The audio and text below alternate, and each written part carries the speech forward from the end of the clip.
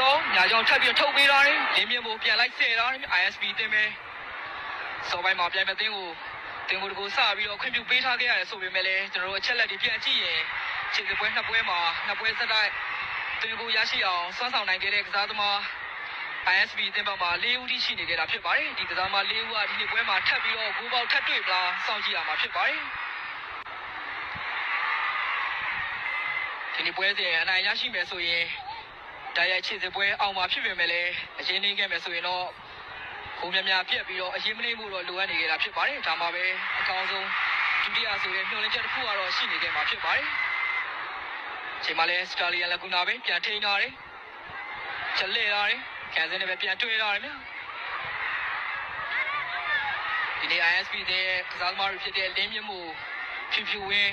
စမ်းတော်နဲ့ရွှေထုံးတို့ကတော့ပြီးခဲ့တဲ့ပွဲစဉ်နှစ်ပွဲစတိုက်သွင်းဖို့ရရှိအောင်စွမ်းဆောင်ထားနိုင်ခဲ့တဲ့ကစားသမားတွေဖြစ်ပါတယ်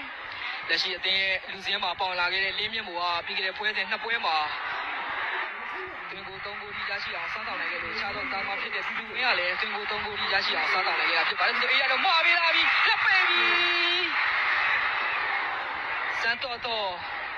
အပင်ကောင်းတည်းရခဲ့တာဖြစ်ပါတယ်